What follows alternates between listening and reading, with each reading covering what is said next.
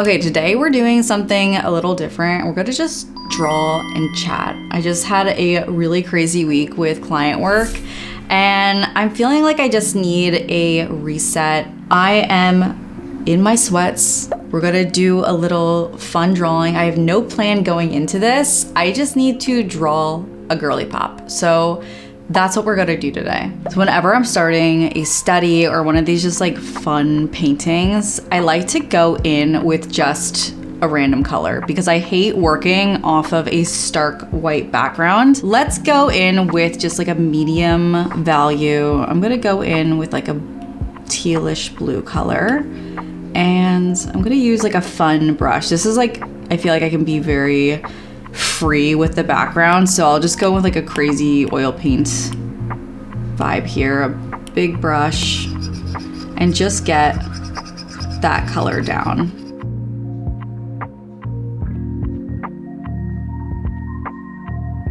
You could also go in and change the actual background color, which I guess I will, but I also like having that textured paint on there as well, just so it's not just so digital looking and flat. And this is just kind of building this more textured base for myself. And we can even go in with a couple different brushes. Like this is the, what is this? The stucco brush. My cat's walking around. And just adding, just really like playing, honestly. I love experimenting with different brushes and different techniques, and if you wanted to throw in an extra color in there, you totally could. This is again almost just like after you've done so much work and you've wrapped up a project with a client, almost like filling the tank back up with those creative juices so you're ready to work again. So this is really all about play, and I'm not too worried about how this is gonna turn out. We'll see.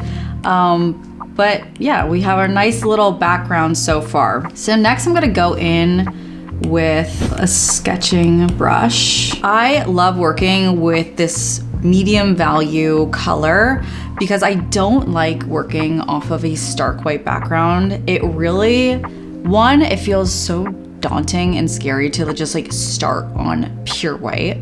Maybe that's just me, but that's how I feel. So once I'm getting something immediately down, it just feels like I'm already making progress, and it's like, okay, not everything feels like the stakes are so high.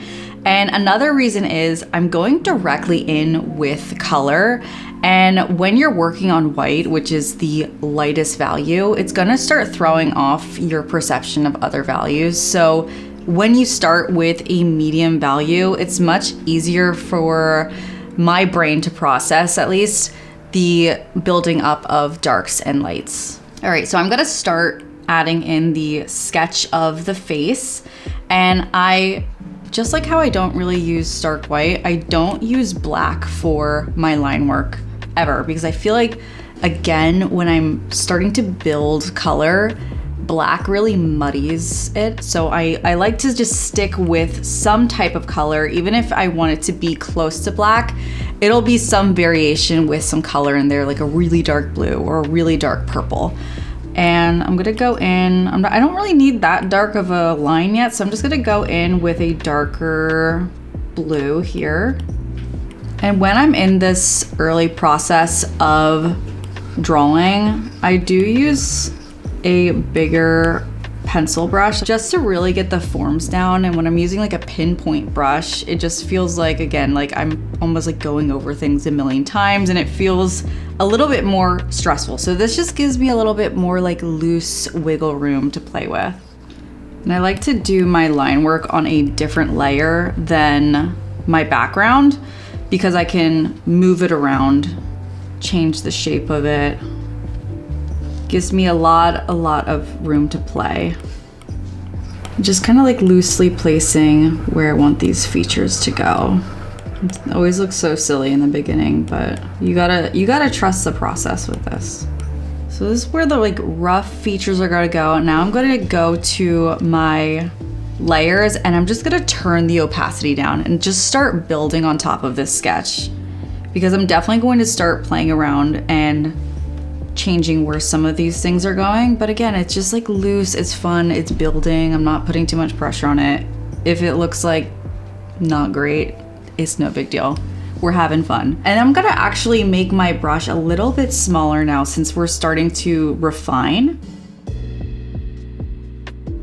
And even though I'm doing a stylized face, I am still thinking about just normal human proportions. They're just exaggerated. So the corner of the eye, I'm kind of seeing where that would be in relation to the nostril here.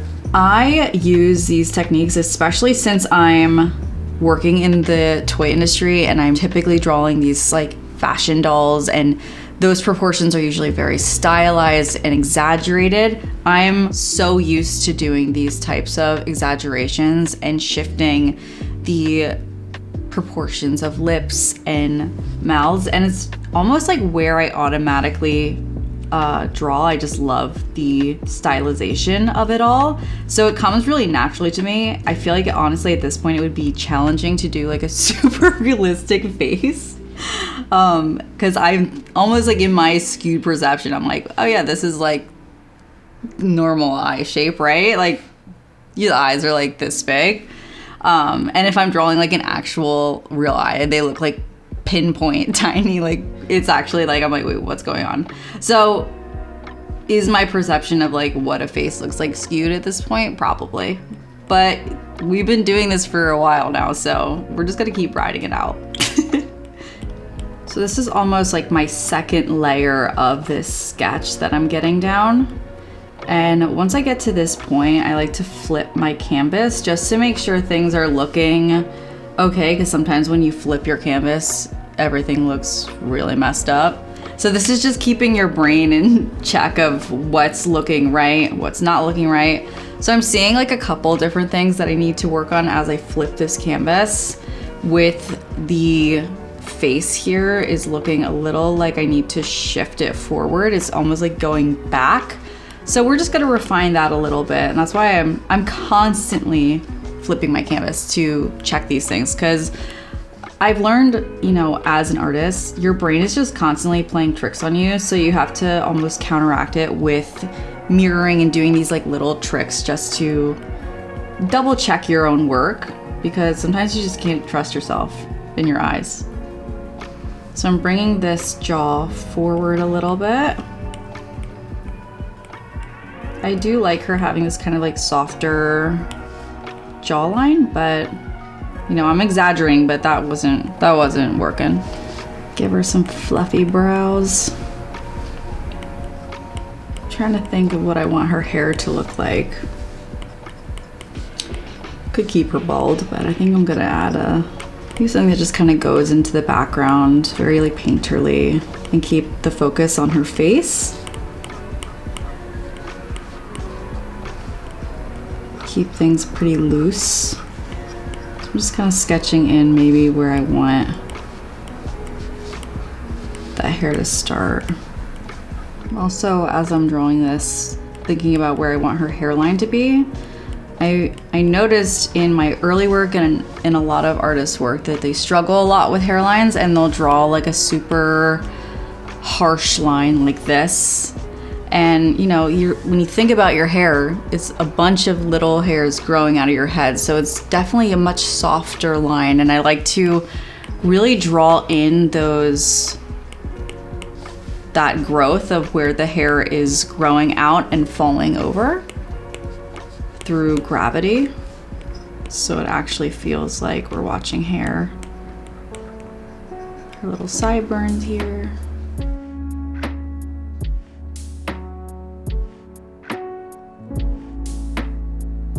So now I have a pretty good sketch down. I'm feeling good about it. I'm gonna add I'm actually gonna just make my background just a little bit bigger. That's why I like working on layers, so I can just keep adjusting. And I'm gonna just turn that sketch down because I don't want there to be too many like harsh lines in this finished piece. Like I'm thinking it's gonna be a little bit more painterly than what I typically do. So I'm gonna combine those lines, and I'm going to create a layer underneath my sketch. And almost similar to that background, I'm just going to lay down color. So right now I'm going to choose just almost like a base skin color, and I'm just gonna go underneath that sketch with a bigger like textured brush. I also like to use a brush, I'll show you like a bigger version of it, where you actually get some of that underneath background coming through, and that creates that like layered tactile feeling like a painting. So we're seeing that blue underneath, which I love. Just feel like it adds so much depth and richness there. And I'm being super loose with just like not staying in the lines. Like we're keeping this loose and pretty and, you know, fun, light. And I'm gonna go in and continue adding.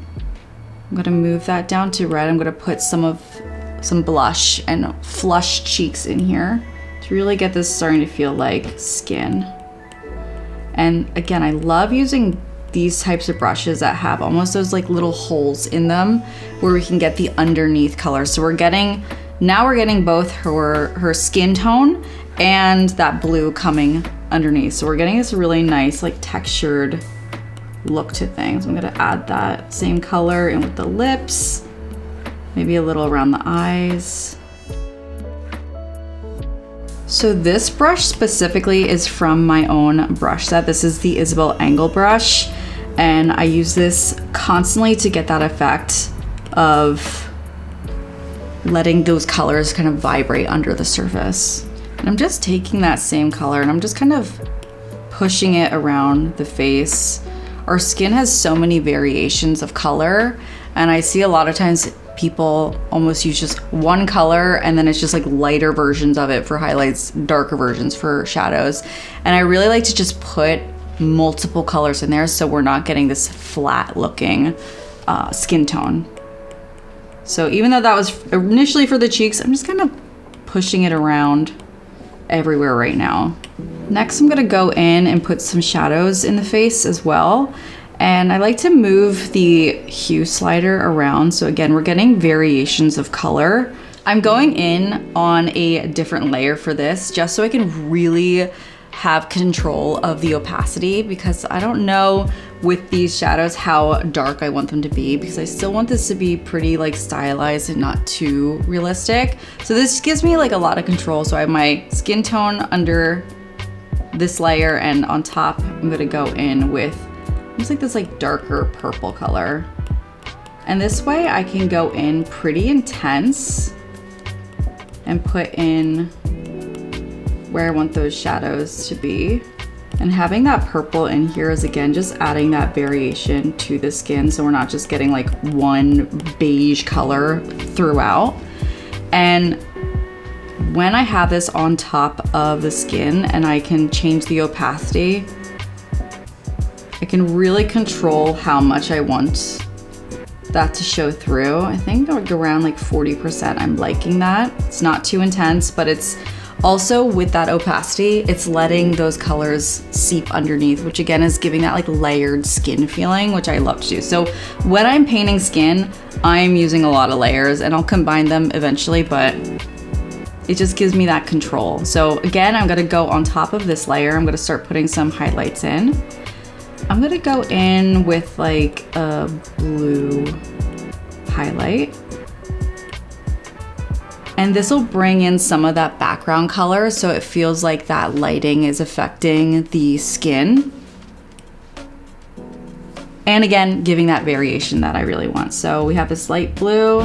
I'm gonna start adding that into the face, those like high points that catch the light. And it's intense right now, but again, we can go in with that opacity and change that and have it kind of melt into those layers underneath. And I'm also, because I love drawing the stylized women, I do like an intense highlight. So, you know, I'm gonna turn it down a little bit, but I'm not gonna make it too subtle because I do love like a dewy face. I'm kind of changing the size of my brush right now. I have like a big version of it. I'm just kind of like lightly, almost like pushing that color around. And then I'm gonna go to my layers and just adjust the intensity of those highlights. So that's looking pretty good. So it's about 50%. I'm gonna start giving the eyes a little love here. And I love doing eyes. And when I'm drawing the whites of the eyes, I never actually use white. I use some type of blue or purple because the eyelid is creating a shadow that is on your eyes, which will create like a cooler cast. So this will really bring that out. If we did like a stark white, the eyes would look like they were like coming forward and it's like really freaky. So I'm gonna go in with just like almost, and honestly it's usually darker than you would think it would be. I'm gonna go in with this like kind of bluish gray color. And once you put it down, it doesn't look crazy.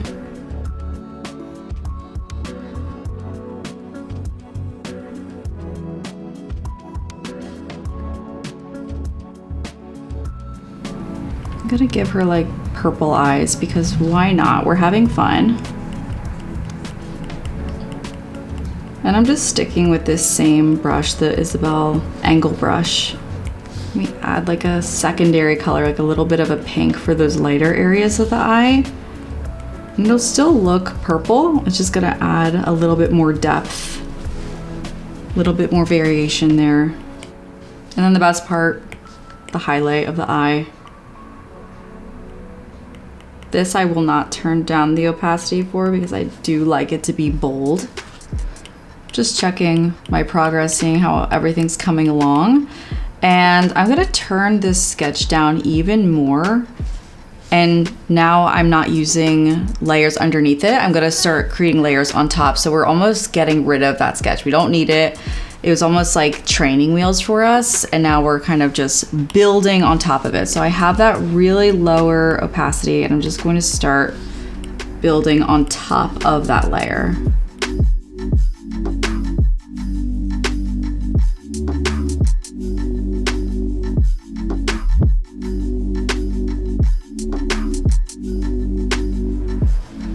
Just turn that opacity down, just see how things are looking.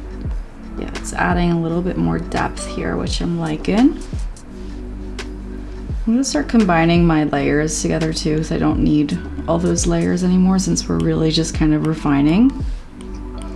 And even though I work in a lot of layers, I don't like to have like 1,000 layers up. It like stresses me out. So I like to combine them as I go if I don't actually need them.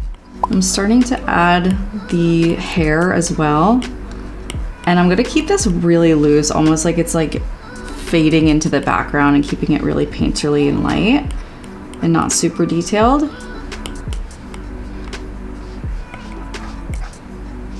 And I do that with having just like a bigger brush.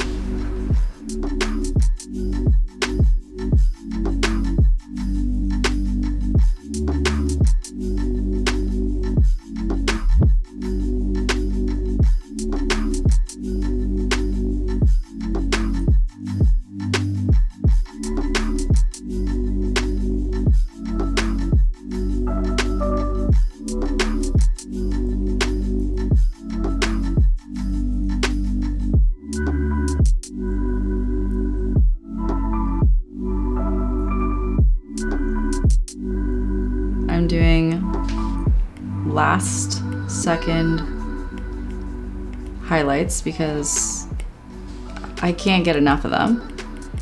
And I'm gonna call it. I'm happy with her. My little like blue girl. I had no plan going into this, just having fun.